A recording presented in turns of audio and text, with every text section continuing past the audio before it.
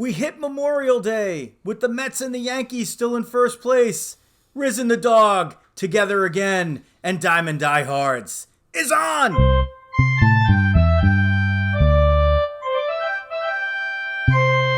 Joe Rizzo here, bringing you baseball literally along with the dog Jeff Healy, and just behind the camera, Producer Xavier Rizzo. We are in Studio RB, the first of hopefully many. We're going to try to get into Studio RC, maybe. We'll do a quick hit from there if we can, dog. That'd be nice. But for now, we're trying to do a couple more of these as we hit the summertime, and it makes it a little bit easier with schedules. Of course, God forbid either of us have lives. That would be going away somewhere. But on Memorial Day weekend, we're assured already, regardless of outcomes, that the Yankees and the Mets will be at that first big milestone of the season, sharing first place. Speaking of sharing first place, we would like to share first place or take over first place as far as your favorite podcast or your favorite baseball podcast or your favorite anything for that matter. And we're going to need your support to do that. So follow us everywhere at Diamond Diehards, including Twitter, where you can follow the dog at Jeff Healy 8. That's JEFFHEALY and the number 8. I spelled it out. I literally spelled it out for them today. And anywhere on social media where you want to check us out, we are at Diamond Diehards everywhere, including the Facebook group. That's a pretty popular and active way to follow us. And if you'd like to do business with us, as you'll see, there's a bunch that are already doing that. We'll hear about that more later. Hit us up anywhere on social media and say, hey, I'd like to check out what you guys are doing and maybe partner up a little bit and help you guys grow and grow with you. So that's the way you do it, at Diamond Diehards everywhere. And we do these shows fairly frequently, once a week usually, sometimes a little bit more. The in-person shows maybe a little bit more rare than that. And we're also starting to branch out and do some special events. And we've done a few for golf tournaments. We've done the NFL draft. And we did the Kentucky Derby as well, and those shows have been pretty good. We'll have at least another one for the U.S. Open golf coming up, and whatever else we decide to do in the interim, maybe the NBA Finals and the Stanley Cup Finals. We'll see. Work on those guests. I give Dog a break on those, so he can get a little breather. We get separate guests that are so-called experts in the field. That's a little update on what we do with Diamond Diehards. And one of the things that we do on almost every show is we kick it off with Veteran of the Day, and we end it with Die Hard Dads. So that is where we give the dog his intro, because he is our Veteran of the Day emeritus. And Dog has already blown his first mission. He was supposed to open the beverages while I was doing this long extended opening, but that did not happen. I was waiting for my cue. Oh, yeah. So that's your cue. But your other cue is Veteran of the Day, and Dog delivers that on. I think we're switching roles here, bud. I think we're switching roles. Hand that over. Is the Dog for our Veteran of the Day, on a special one because it's Memorial Day weekend, right? Absolutely, Riz. This is the time for friends and thinking of folks and everything. Thank you, Riz. So this one's going to go out to a buddy of mine who actually just finished his 30th year of service. This is Colonel Tom Dennis from the Connecticut Army National Guard. Most recently, he was the commander of the 143rd Regional Support Group. He's had multiple tours overseas throughout the global war on terror. Again, after a long career, he's now retiring as a full bird colonel. So our Veteran of the Day is Colonel Tom Dennis, most recently 143rd Regional Support Group Commander. Tom, well-deserved retirement. Thanks for serving our country for over 3 decades. And thank you very much. I wish I had an opener that was working properly. I'm experiencing operating difficulties here, but I got it. I see the second Dog started reaching into his pocket for the opener. I'm like, I'm under pressure. At the fancy opener, I should have pulled out. Now I'm under pressure. Got to do it. So here's to Colonel Tom Dennis. Colonel Tom Dennis, and friendship. So comradeship. Dog takes the easy way out. Memorial Day weekend. We're trying to do this without so much like of the props in front of us, like the computer's there. Maybe you could see it a little bit. Producer Xavier like meticulously set this up. He got the screen behind us. We're in Studio RB. We got the table set up and everything like that. We're going to try to do some of these shows outside in Studio RC, as mentioned. But for now, so far so good, I think. We think. But really, so far so good for Mets and Yankees so far. I mean, like, listen, we started this podcast in March 2020, and that was not exactly the case all the time, especially for the Mets. And I feel like even though I'm the Yankee guy, you're the Met guy, I feel like we do tend to do more Mets. For some reason, they've just been more newsworthy and kind of less boring. And especially, like, dog, in the first month of the year, right, when they had Buck Showalter coming on and, you know, Scherzer's in there. And even with the DeGrom injury, it's like the Mets were stealing the show and stealing the headlines. And then Producer Xavier and I took that trip to Detroit. And the Yankees have been a house of fire, especially Judge, ever since. So did you know this? Xavier and I were talking about this yesterday. When we went on that trip to Detroit, that was the infamous Aaron Boone walked Miguel Cabrera for the 3,000th hit last chance. Judge heading into that series and the Wednesday game of that series. And the Wednesday, it was a Tuesday, Wednesday, Thursday. We didn't go to the Tuesday game. We went to the Wednesday game. He drove in a run in that game. That was his second RBI of the season. Amazing. He had one RBI in his first, whatever it was, 17, 18 games, whatever it was. And now his stats are unbelievable for the season. But not just that, like if you just take it from that stretch. I think that I think Producer Xavier and I are kind of taking credit for the Yankee run. I mean, let's just get down to it. It's bottom line. It is. And another brilliant move by Aaron Boone. I know. As friends of the show, we'll chime in on that. Yeah, I'm one of these guys, dog, as you know, that like I'm not one of these like fire Boone, blah blah blah. He sucks, but like that day and the show that we did after that, you were a little hot. I was hot. I wanted Boone gone. But here's the thing, like again, that I get back to. The guy's a baseball lifer. How many third generation major league players do you even have? Like, and him and his brother are third generation major leaguers. There's just not that many ever. Yeah. And so he's got his grandfather, his dad, and his brother. And he himself was a good player. He himself hit one of the biggest home runs in the history of the greatest franchise in baseball. And, you know, like, we think he doesn't belong in a dugout. Like, he does. It's just a matter of marrying up what we're seeing in baseball 2022 and the way and the role of the manager compared to what we were used to in the old school stuff. And it's never been more of a contrast, right? When you have Buck Showalter, the old school guy, and Boone, who's, you know, the cog in the wheel kind of manager, and, you know, both teams having success. Yeah, I mean, I think you can kind of say, right, I mean, the players also magically make Boone look great, right? It's like you're saying, Judge with almost no RBIs and then goes on a tear makes any manager look great. I will say, I think with Buck, the exciting part was that he seemed to really unlock the value within the Met players. Like the Met players, had a good lineup and so forth, but the way they've been able to achieve and the way they've gone about achieving it, hitting the other way, just, selfless baseball, aggressive baseball on the base paths, smart running for the most part, maybe a little too aggressive, but generally smart running, pushing the envelope.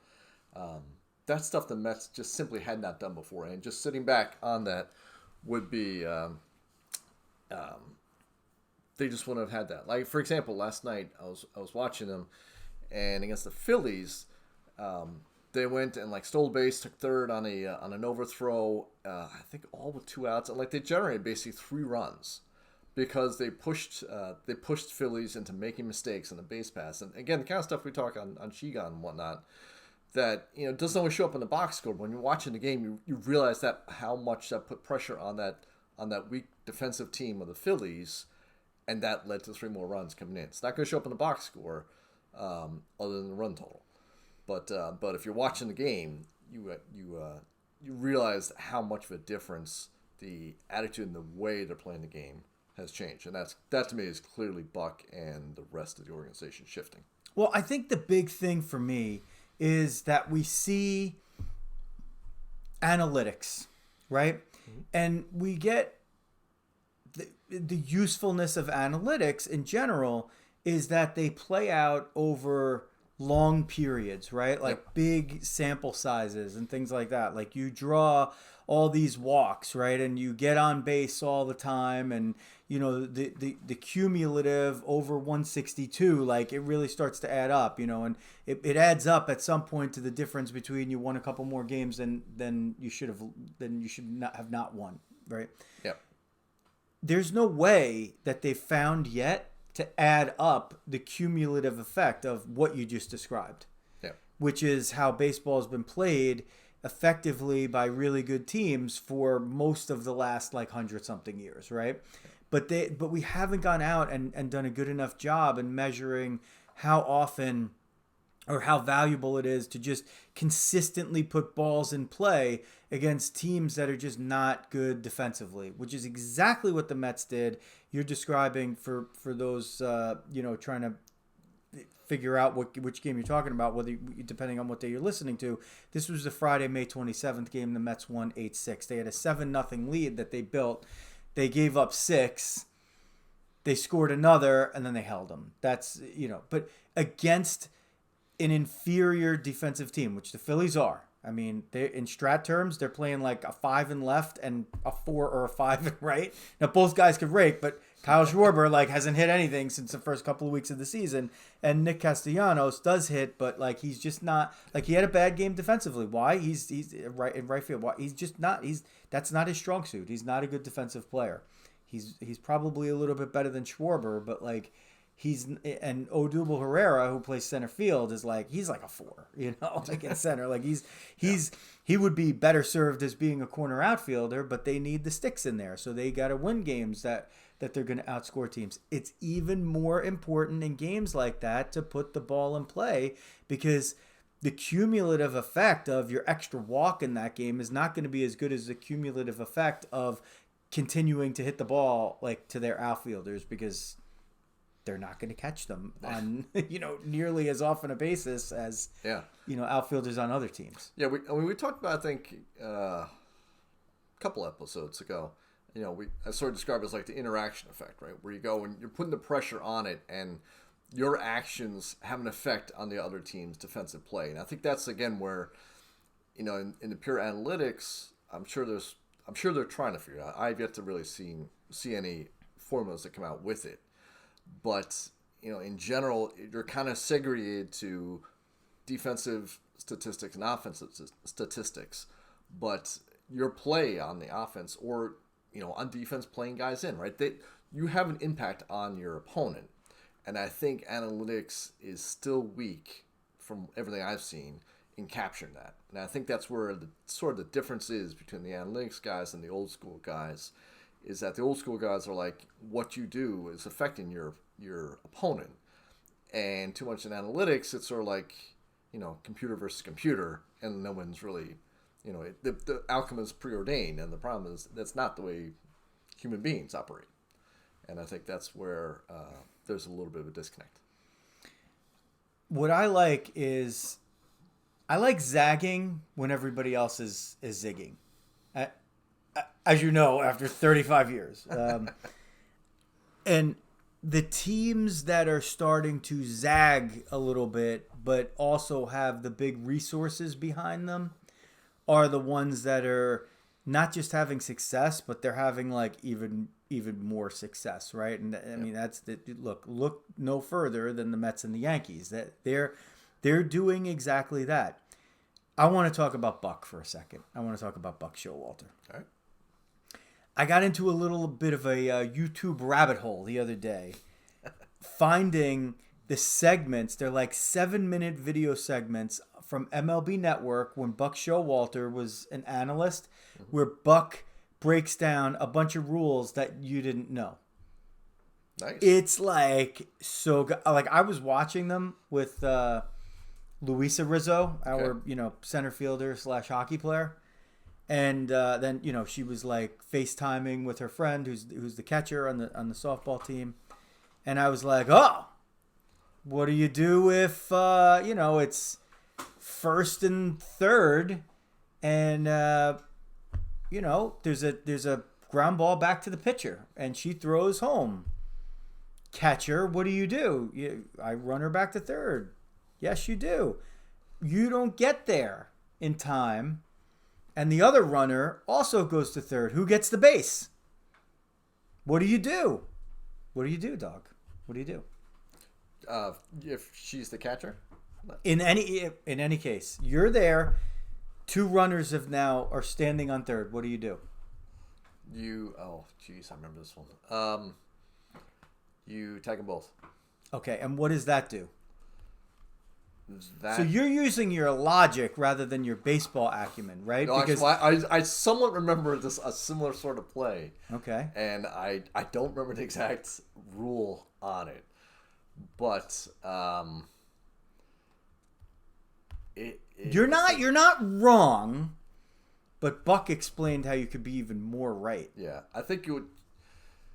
Who's entitled to the base, first of all? The lead runner is entitled to the base. So probably the play is you tag the trail runner, and that takes that pressure off, and then you can tag the lead runner and potentially get double play. But he's still... But the lead runner is sitting on... It's still on the base, as long as they're on the base, they're right? safe, yeah. Okay, so what happens is, you're right. The lead runner, you could call it the lead runner, but it could apply at different bases where the lead runner is not the one that's entitled to the base. So... you're entitled to the base, the last base that you were on. So the runner that was already on third is entitled to third. The other runner, that's the trail runner in this case, is not entitled to third. And we're talking like there's no force, right? Mm-hmm. So what Buck explains is you always try to get the lead runner to step off the base. And that's who you really tag, like, because you've tagged the other one, but you tag the trail runner first, because they're out, and then you try to get the lead runner to step off the base before you tag them. So that was like the little Buckism, you know. Yep. And remember, it can't, not that exact play, but one of the plays earlier in the year came into play that Buck, and he would say this was before, like, these segments were all done before he was named manager of the Mets. Yeah. And he was saying they would go over a rule every day in spring because there's so many, like, you're never going to run out of them. And he said so many times the guys had so much fun with it because they'd come up with, like, the rule, like, hey, let's go over this one. And the one that the Mets executed at the beginning of the year was J.D. Davis advancing to spoil an appeal play.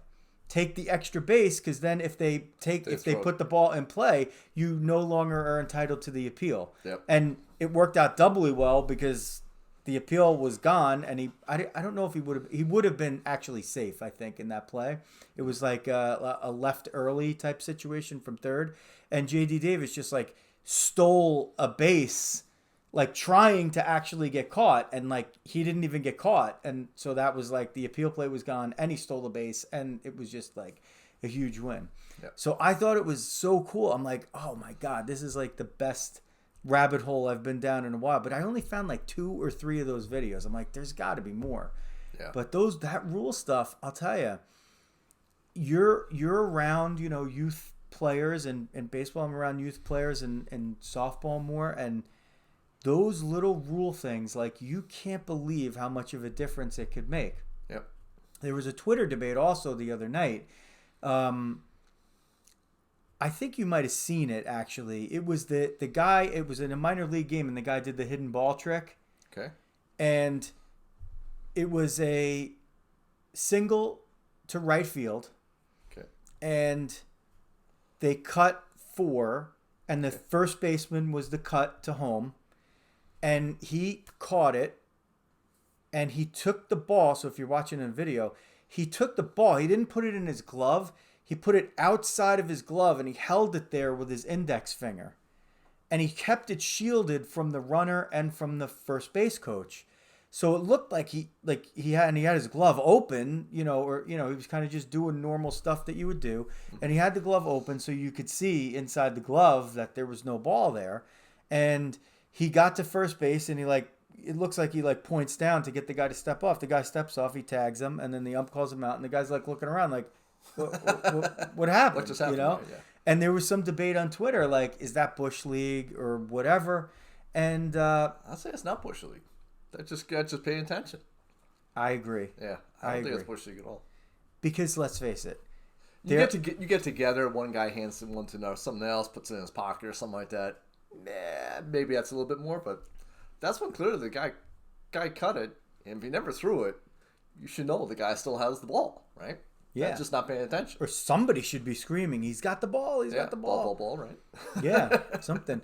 But it was. I thought it was an okay debate because it's like we're kind of moving away from a lot of those things in our sort of like societal view on how we treat everything, not just baseball, right? Like just play it fair, don't do any of the BS stuff, blah blah blah blah blah.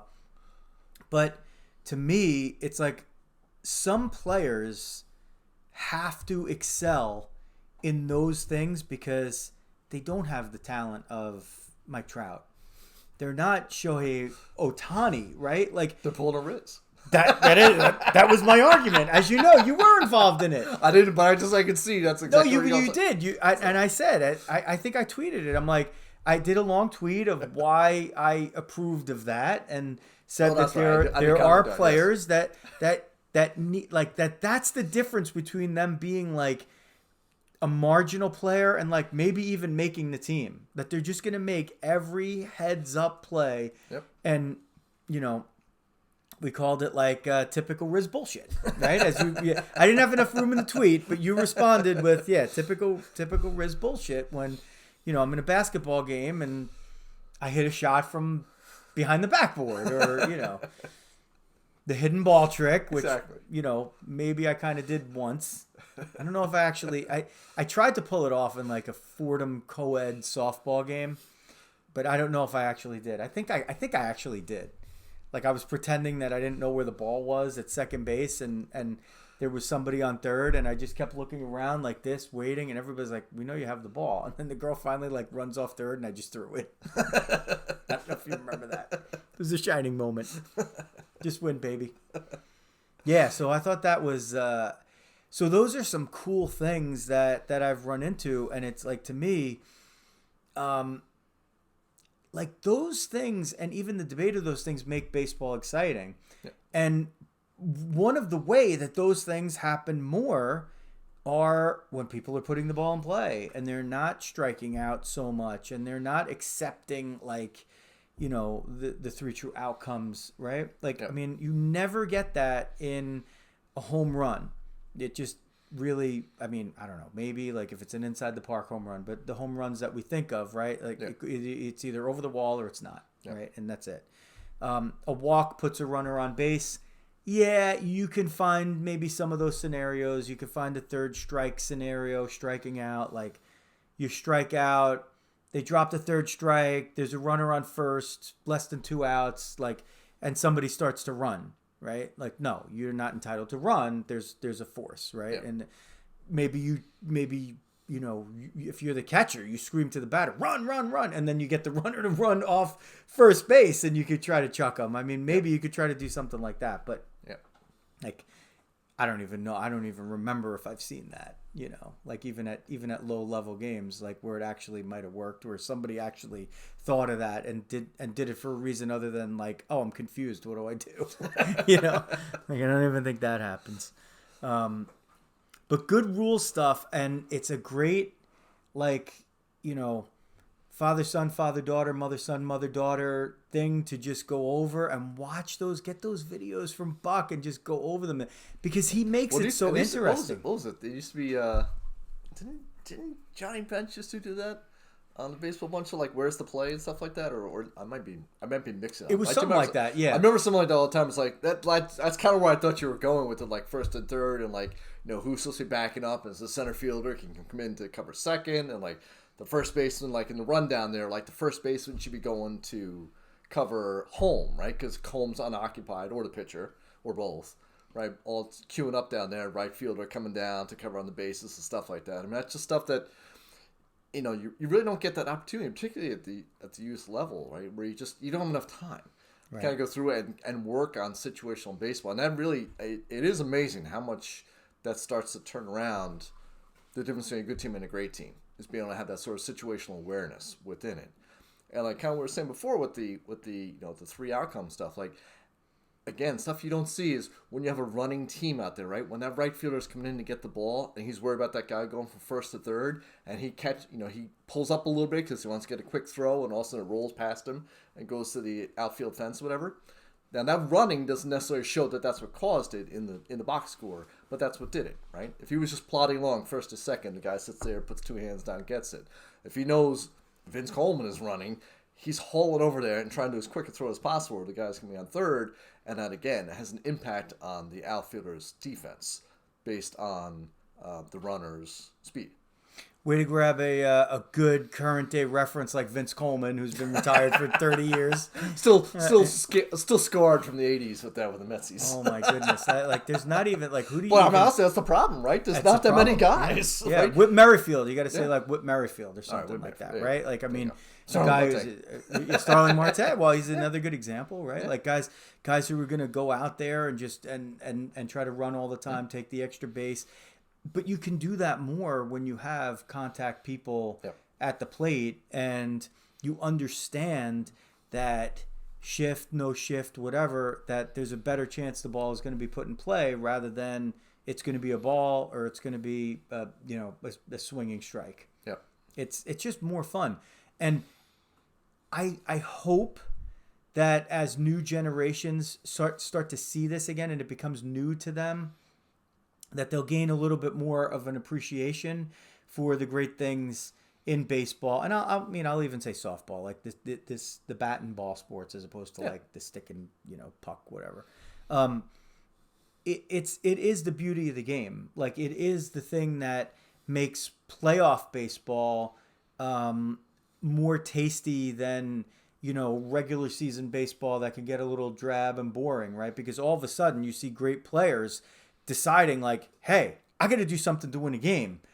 I need to steal a base right now. Yep. And I know that I haven't done this a lot this year, but I really need to do this now. Otherwise, we're just going to lose. That's just the way it is. Yeah. I need to make sure the runner gets over. Right. Yeah. Guys on second. Right. Guys on second. Nobody out. I'm going to hit the ball to the right side regardless. Yep. Right. And hopefully I'm going to get a hit. But if not, I'm at least moving the runner up. Right. Versus guy just going and Kane. Those 2 outs are not the same, and it's starting to show up. I mean, I think it makes it more fun, right? It's then just the pitcher versus the hitter, right? Which is the primary focus of baseball, but it's the hitter versus the team, right? And it's the defense behind him and so forth, and how that batter attacks that team. It hits it where they ain't, stuff like that, right? And that's what drives me nuts with the shift or whatever. Major League Baseball players that can't go the other way and hit it where they ain't and hit 400, 500 because there's nobody there, right? I mean, how does that not happen? I mean, some guys can, and some guys are starting to do that. And I think that, again, like the zagging where everyone else is zigging, I think that's wide open on there. Where all of a sudden, you also will add 50, 100 points of your batting average by just being smart and hitting the other way. And, there's, I said it's amazing. It's taken this long. I think you're starting to catch up on that. I think they must be starting to go over some of that in the minor leagues, because you're starting to see guys going the other way. And again, we talked about last year with Rizzo. One of the first things he did come over was all of a sudden start hitting the other way, right? And all of a sudden the Yankees all of a sudden started to seem to click like that with it. Seeing it again with the Mets, McNeil going the other way like that. Rather than trying to be a crazy power hitter, go back to the guy who hit 350, 360. He would slap it everywhere, right? So you want to shift against the guy who can hit the ball anywhere? Okay, and he's going to sit there and hit 400 against you.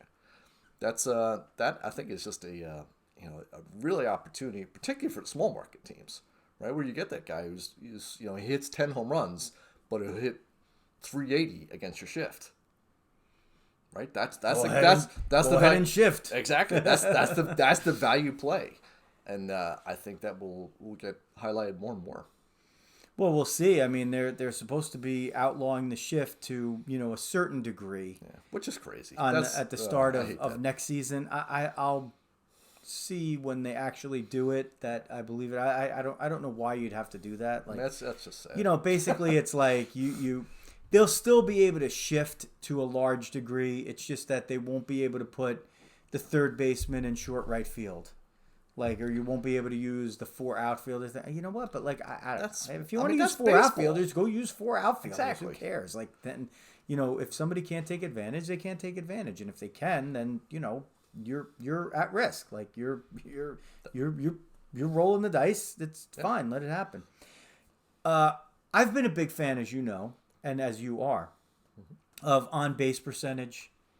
Really, since like we started playing Stratomatic in the late '80s, like that kind of really opened my eyes to it, to say, wow, this is how it can work. This is why it's important. Whatever. Mm-hmm.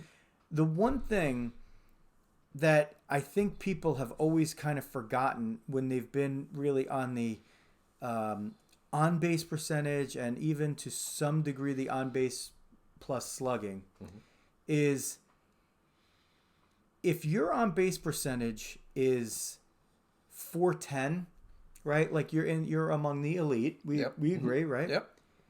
How do you want the composition of your on base percentage of 410 coming about in terms of hits versus other ways of getting on base?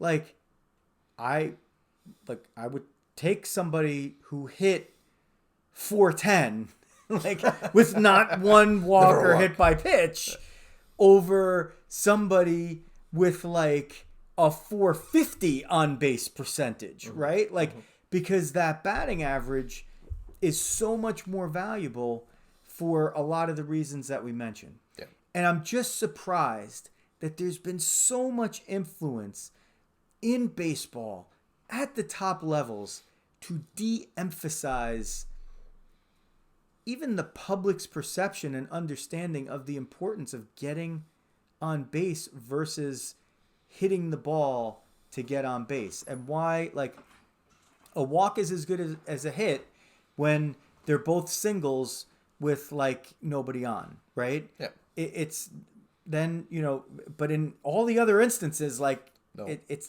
not really. It's not. Like, a hit is just better because, you know, your hit might also lead to an error, right? That gives you an extra base. Your hit might move that runner from somewhere. First right? to third, right? First to third, or second to home, or third to home, something like that, right? Mm-hmm. So that's the part that I feel like let's just call it, for the easily digestible folks that want to hear it this way, that's the negative part of, you know, the money ball ideal rather than idea. Ideal, right? Yep. Is the kind of word that we're looking for.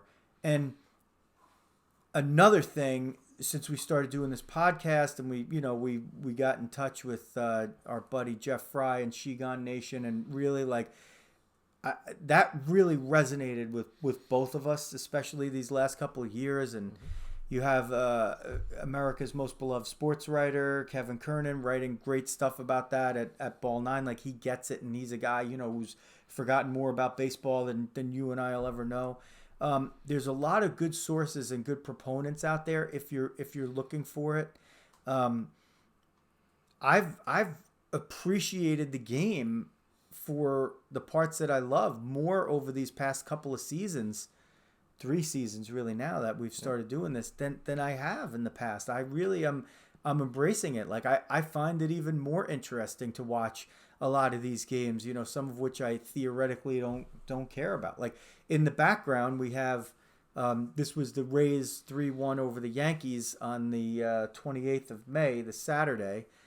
We had this game on, you know, watching it. Producer Xavier will probably flip over to the Mets if they started, and we'll have that on in the background. If it's not that, we'll have another game from the MLB package on. We're looking at the scroll at the bottom, checking these scores and just looking at all these plays. And this, you know, even in this Yankees-Rays game, right, we saw a lot of plays where we were like, oh, that didn't look like Rays baseball. And then, you know, they're showing it right now where it was a Kiermaier on a contact play, infield in, bouncer to Rizzo, he throws him out at home.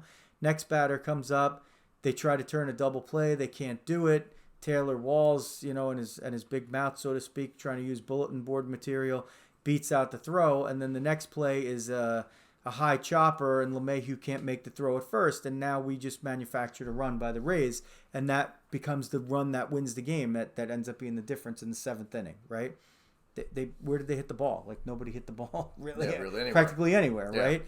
But they just put it in play, and if they're walking, it's okay, right? But if they're striking out, they're not doing that. If they're hitting parabola flyouts to mid-range left field, they're not moving anybody up. And that's one of the reasons, right? Like the Rays have been doing that stuff all this time. And they went from being an also-ran shit franchise to being a team that gets more optimization from every single dollar that they spend on player salary than the rest of the teams combined.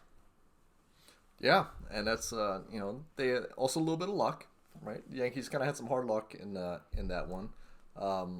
It's funny, we were talking about before that one of the Rays runners didn't move up, which I thought was very unusual for the Rays. It went up, not mattering in the overall impact of the game, but yeah, I mean that's the thing. You put the pressure on. Now, I mean the Rays' problem was they hit to the one really good fielder for the Yankees, with Rizzo, so he got to make a great play on it. But going out and putting that kind of pressure on, again, it has an impact that doesn't necessarily pop out on the box score. So here, me and Dog, like, we're spending so much time getting Studio RB set up, and I got again. This is Producer Xavier's best job so far. We are very happy with him, and as he just did switch over to the national game. We thought he was just playing on his phone, but he's listening. Which is he's in there.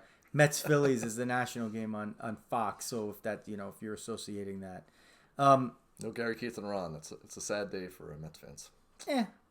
Makes you absence makes the heart grow fonder. That's true. We spent so much time because we don't. For those of you who think this is how we do it every time, this is not it. Usually we're on Zoom, do a live stream to the Facebook group, and repost the video later, post the audio very shortly after we're done. We don't live far away, but we don't live like in the same town, so it's a little harder necessarily to get together. And when we do that, we got to kind of do things a little different. So we needed to work a little bit on the production, and we spent a lot of time doing that. And I'm about to start, and Producer Xavier's like, "Hey, where's your notebook?" I'm like, "That's a good point. I better go get my notebook because otherwise I'm not going to be able to do this." Gatto Acupuncture and Wellness in Glen Rock, New Jersey, Dog. You're right around the corner. You're nearby. We're not going to say exactly how nearby or where, but we're going to say that we are nearby. How you feeling? You stressed out? Of course you are. You need to concentrate on your wellness. So Gatto Acupuncture and Wellness, if you're in the Bergen County area, go and visit them in Glen Rock. Gatto Acu, GATTOACU.com, GattoAcu.com, or call 551-212-3845. We'll wait for you to hit pause. Okay, unpause. 551-212-3845. GattoAcupuncture.com. Work on your wellness. Of course, if you're in Glen Rock, you're right down the street from Fairlawn, which is where Big Ed's Car Wash is. 1716 River Road in Fairlawn, New Jersey, just across the river from Patterson. I think actually it's like just right across from the Home Depot in Patterson, if you're ever over there. So if you're in the Bergen or Passaic County areas, you need to get your ride clean inside and out. There is no better place to do it than Big Ed's Car Wash in Fairlawn, New Jersey. Go there, tell Big Ed that Diamond Diehards sent you, and be on the lookout, especially on YouTube. We did a little visit over there with Ed, and we're going to see. If Ed's around, we might even, Dog, he might get a quick hit with Ed here after we wrap it up. And if you need to get the word out about your car wash or your acupuncture and wellness area, and you want to do a little boots on the ground marketing, you need some print and promotional materials, fmsgraphics.com is the way to go. Family owned. Family run and family owned for the last 50 plus years. fmsgraphics.com for all your printing and promotional needs. And as things open up, and we talk about it a little bit in baseball, right? Like you want to go back and do some of the old school stuff. If you have that old school mind, you like to get things in people's hands, your promotional materials, that's the place to go. In fact, I got to go on there and work on some of the stuff for Diamond Diehards, because when you sit there and you meet people and you say, oh, I got this great podcast that you might like because I see you're wearing a Yankee hat. Might have to just go back to the old school. Here's a card that says what to do. Dog, I don't know if you get this. I get this all the time. Oh, I don't really listen to podcasts. I would, but I don't even know how. Maybe a little card that says, here's how to do it. Probably, you know, if you've been on YouTube, you could figure that out pretty easily. But like maybe for me, like I like YouTube for like watching things. I'm not a listener of YouTube kind of stuff. A lot of people are. Producer Xavier will do that. He'll have a video up that he's not necessarily watching, but he's listening to, and then, you know, he maybe parachutes in here and there where he wants, you know, there's like a certain part that resonates with him and he wants to see it, right? And maybe he'll back it up a little bit. For me, when it's a podcast like this, even our own podcast, I actually use Spotify. That's my favorite app to use to listen. Our analytics tell us that Apple Podcasts is by far the app most used for people to consume Diamond Diehard. So if you are on there and you're listening to this and you want to get a little video action of what's happening, go find us on YouTube and hit the subscribe button there. We appreciate that you're doing it on Apple Podcasts, but if you want to see what we look like, and let me tell you, if you haven't seen us, you're missing the eye candy. Yeah, exactly. Believe me when I tell you. In fact, you're going to probably, as soon as you see us, you're going to go probably want to uproot wherever you are and move to near where we are. And if you're going to do that, you got to contact the Mascolo group. Dog didn't even see that one coming. I just picked up on it a little bit. Okay. I'm like, I know where he's going. He's coming. He's circling back to it. Okay. The Mascolo group will serve all of your real estate needs in the Northern Valley, Pascack Valley, and anywhere in North Jersey. You want to buy, you want to sell, you want to rent, you want to be a renter. The Mascolo Group is where to go if you're in this whole North Jersey area, which, again, our analytics do tell us that most of you are in the greater New York City area and this northern part of New Jersey, up from like core audience. Core. The base. The base. That's the majority. We have listeners from literally all over the world. Australia. They're there. Yeah. They're there. There we go.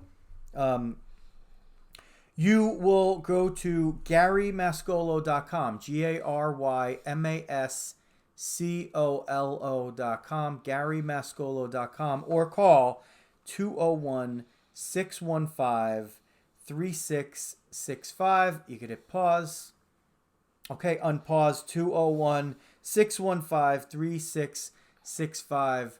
The Mascolo Group for all of your real estate needs in the North Jersey area. Okay. We did a lot of the old school stuff that we talked about. Me with the rare episode where mostly I don't even need the glasses. It's pretty good, right? That's pretty old school. That's true. In most of my life, people are used to not seeing me with glasses, Dog. But the people who only know me from Diamond Diehards are like, just think I'm a glasses guy. But they're reading glasses. And, you know, when I'm running the show here, usually I like to have it, you know, I'm reading stuff off the computer and blah, blah, blah. But today we don't need it. No. So, you know, all I have to do is be able to see where this bottle is that may or may not contain something. And, you know, away we go. So what I think is interesting, and I started to intimate this before we went into our little spiel that we just did to, you know, with our wonderful sponsors, was we spent so much time on like doing the production that we didn't do our usual pre-show meeting. We didn't do a rundown. We were like, we got to just go. Like, otherwise we're never going to get this done. And I think it's come true to our being that we ended up talking somehow. I don't even remember how we got into it, but we just started talking about old school baseball, the fundamentals. You know, people who are you know, producer Xavier's age, you know, teens are probably like these crusty old guys. Like, wow, they make sense to me, or maybe not. Or you know, like I don't know who we're resonating with, but I feel like we're resonating with somebody. I feel like there's a lot of people out there that get it, and they're starting to get it more because they're a little tired of seeing baseball get bashed for, you know, a league average of 232. Like, we want that to come back up. Like, that you know, raise of the home run quotient lowers the overall excitement quotient. It peaks it too much, but it valleys it, you know, way more, right? Like, if we're relying on runs to just be home runs, it's killing the excitement of the game. The other thing it does, Dog, and let's talk about this from a Mets standpoint right now. It takes some of the importance of pitchers being tactical out of the pitcher's hands. They don't really have to be as tactical. They just attack like that one major wicked weakness, and okay, this guy's going to hit a mistake. I'll just kind of stay away from pitches that are more mistake prone, and you know, I'm probably going to have a little bit more success, which is why the batting averages have gone down, right? And homers have gone up somewhat, but it's a real win for the pitchers. Does that mean in a situation with the Mets where now you got Scherzer in addition to DeGrom being gone, and you're not seeing either of them until the end of July, probably at the earliest, right? Best case scenarios. I know we got some news on DeGrom. He said he feels fine. You know that they're going to be cautious with him. If they still have a 7 or whatever game lead, they're just going to keep pushing him back and pushing him back and pushing him back. Scherzer will come back, you know, probably the same either way. But the tactical pitching that the Mets could bring in, is that enough to keep them buoyant in that first place, you know, with a cushion scenario for the next couple of months? I'm worried. I'll say that.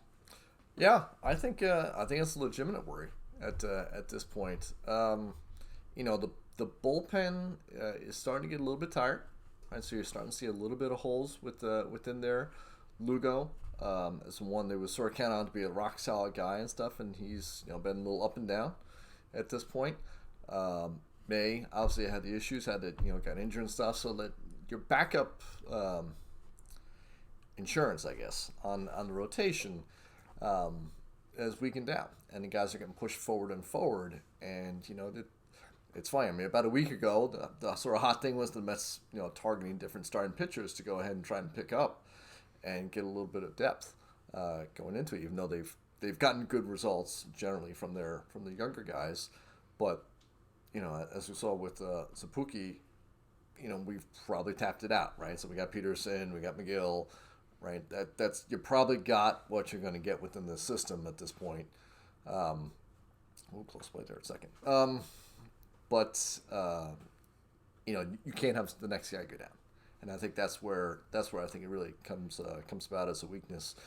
And then even the lineup, it's funny. Like, I was kind of looking down. I mean, Pete Alonso's been going crazy.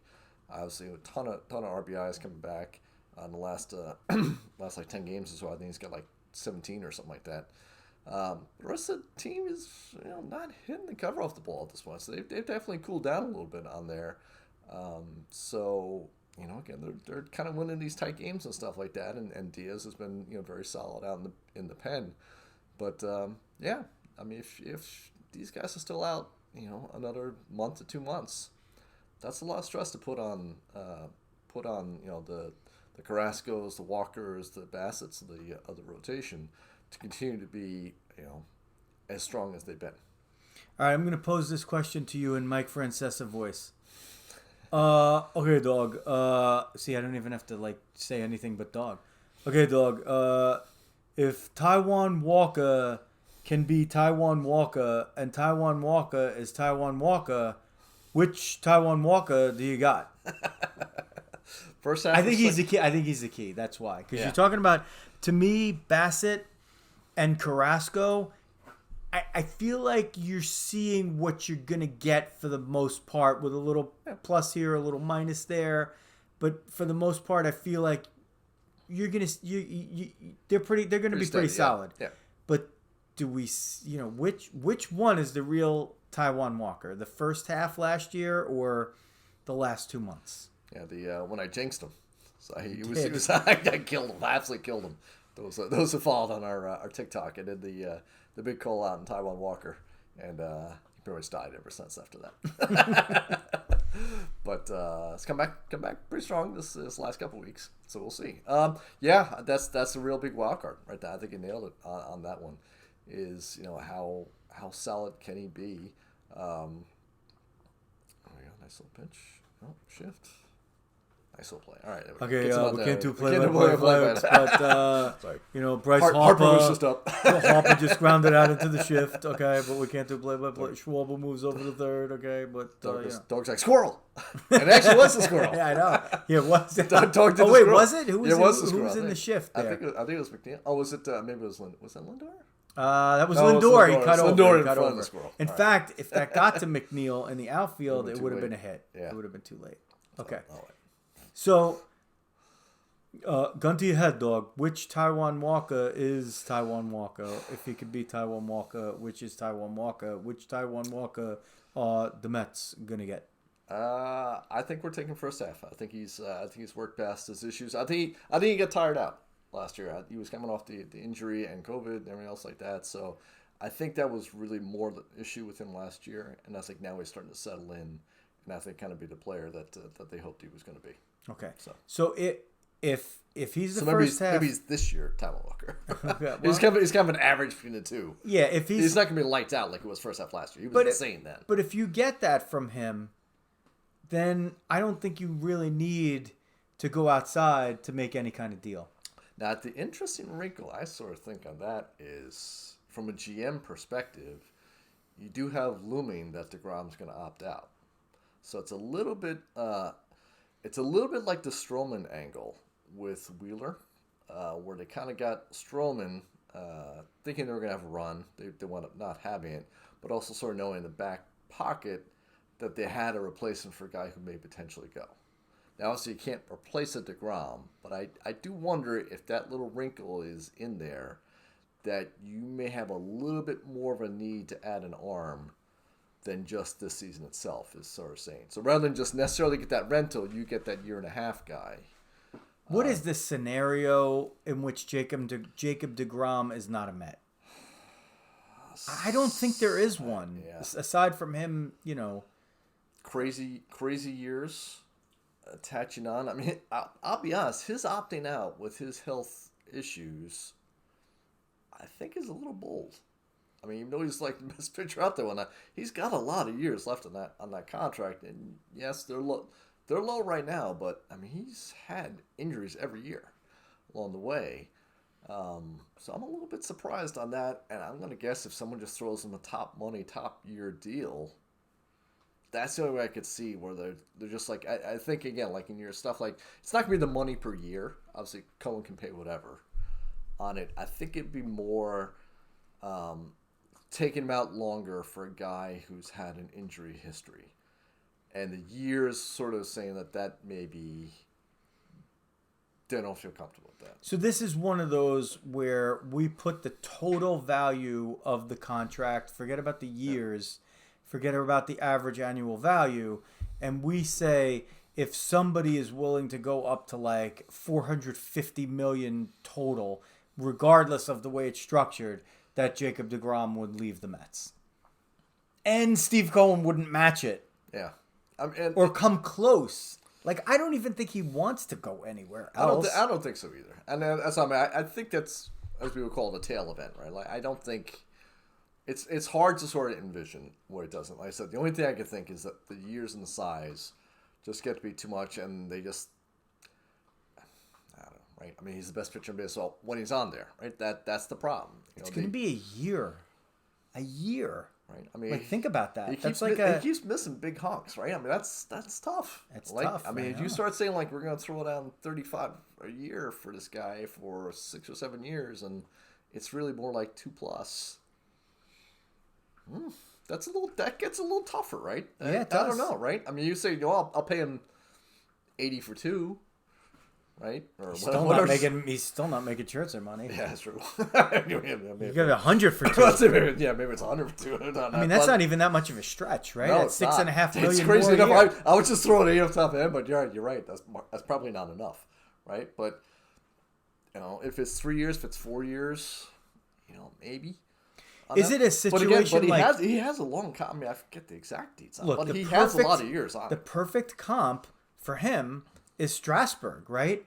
Because they both are superior pitchers. Yeah. They both have always had, if not the injury history, which they have, but like at least the kid gloves. Like, Strasburg was always handled with kid gloves, and he had injuries. Yet, if they get you a World Series ring, you're kind of like, okay. Like, is it so? If DeGrom gets them he's gotten them to a World Series, be it as a cheap player, right? Mm-hmm. But as the centerpiece of your rotation, if he gets you that ring, and you're on the hook for 7 more years at $41 million a year or whatever you might end up with, then is it worth it? Are you gonna is that if you get the ring and it's a pitcher, is that an albatross deal? I don't know anymore, dog. We talked about this a little bit before. Yeah. Some of these aging pitchers have actually started to reverse the curve a little bit because of the stuff that we've talked about. Yeah. That you have hitters with tremendous holes in their swing that guys like Justin Verlander can just continue to exploit, without having to throw 101 anymore. He can throw 98 and just exploit the hell out of the holes in these guys' swings. And, as crazy as it sounds, coming off Tommy John surgery, he's having like one of, if not his best year ever.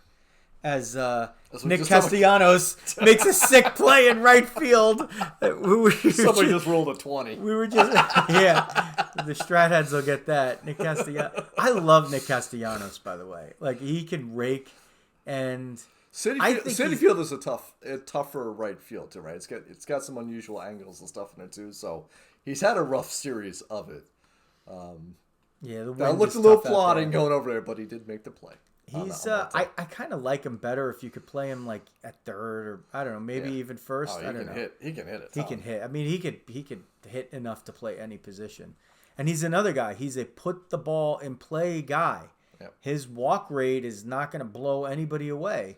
But his, whatever his on-base percentage is comprised at a higher percentage of batting average, so he becomes a really productive player.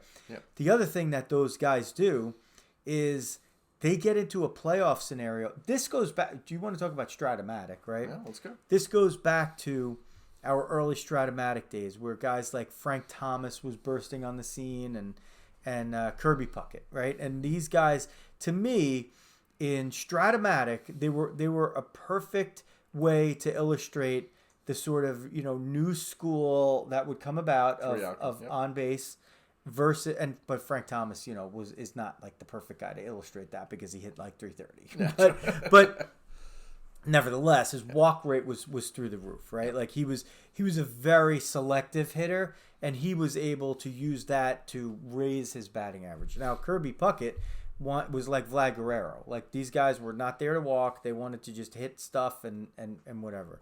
So for my money, I was always willing, just as a hitter, to take Puckett for the playoff type situation and take Vlad for the playoff type situation, because I know that when there's a pitch that's an inch outside, that Frank Thomas is going to totally recognize that as a ball, and he's not going to swing at it.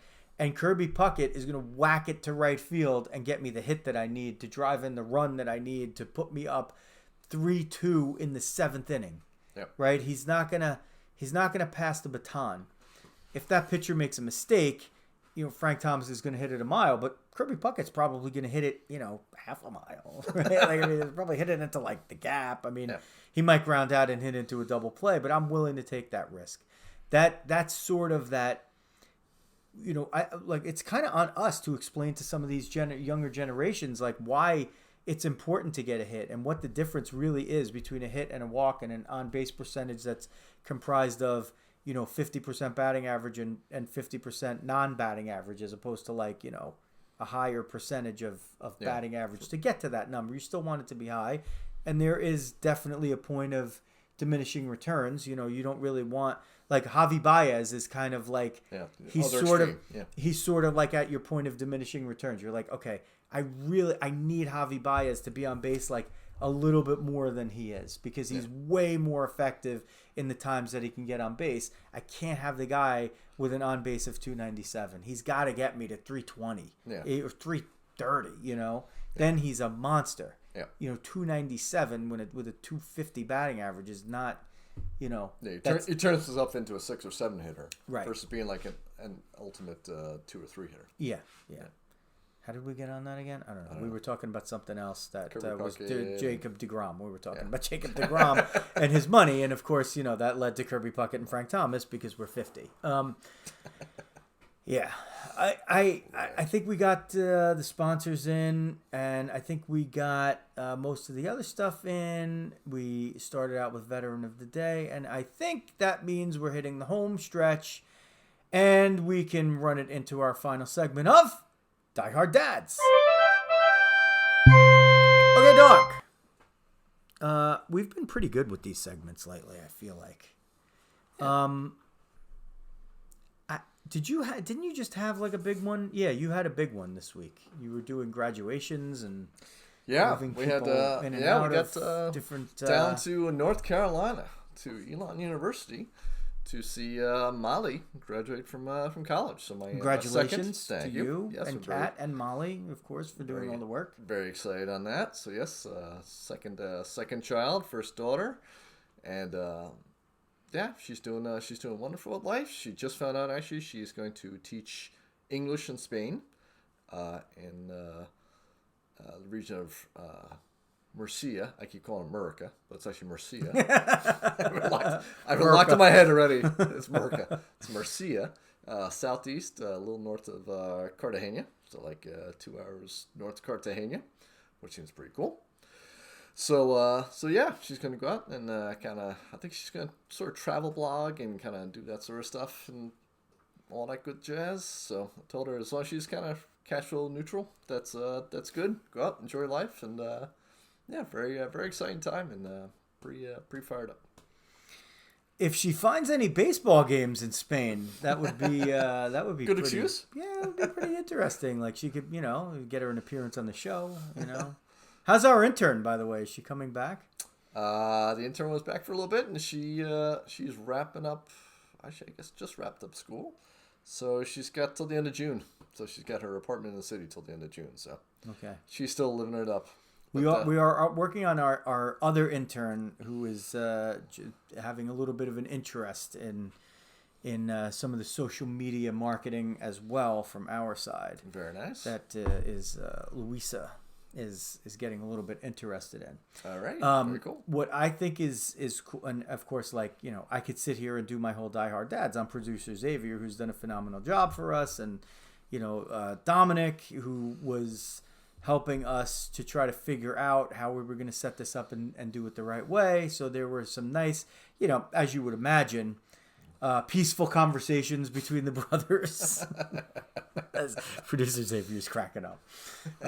Because he knows that, that was, it's like two bulls running against each other in Pamplona, if we're talking about Spain.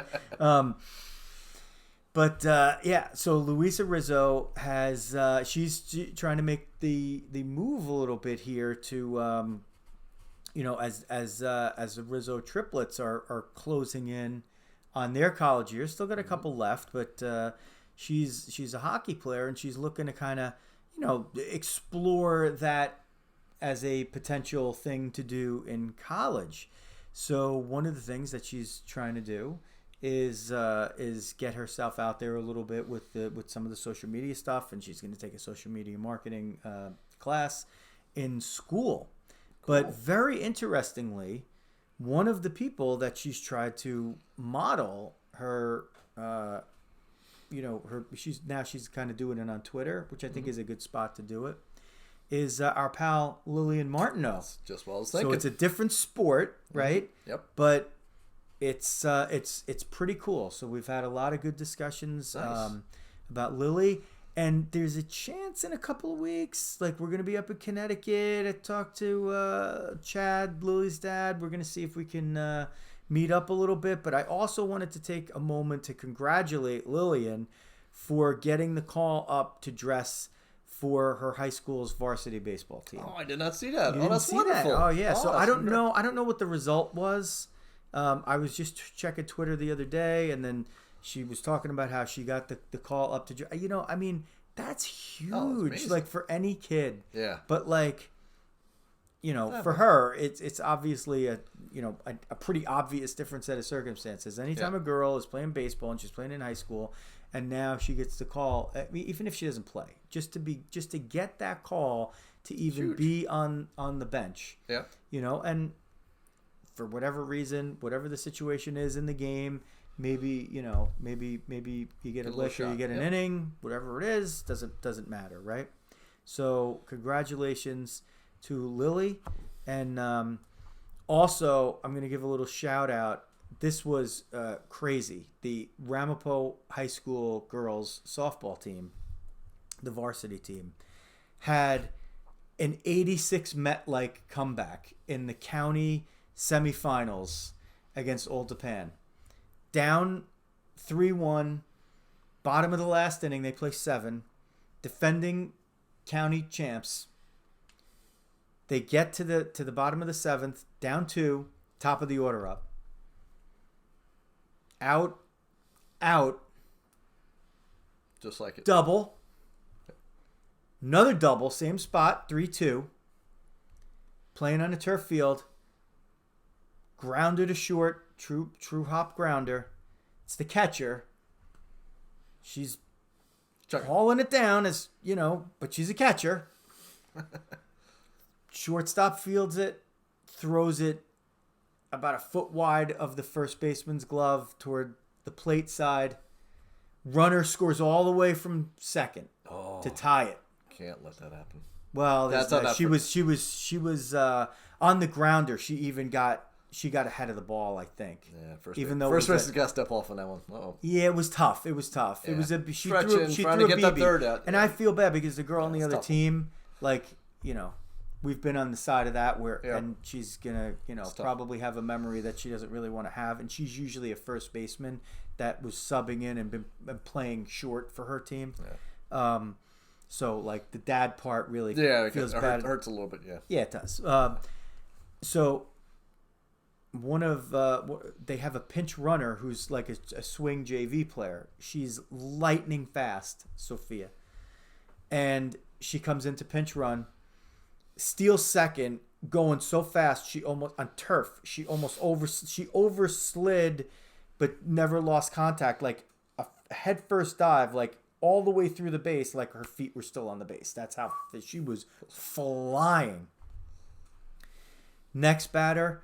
Grounder gets between short and third. Sophia comes all the way around. They score and they steal a freaking game to get the finals. They're going to be playing. Well, by the time the game might even be over by the time people are checking this out. But it's on Sunday, May 29th, is the county final.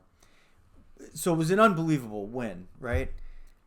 As crazy as this sounds. So that was on a Saturday. On the Monday, the ensuing Monday, they have to complete their state game against Morris Knowles.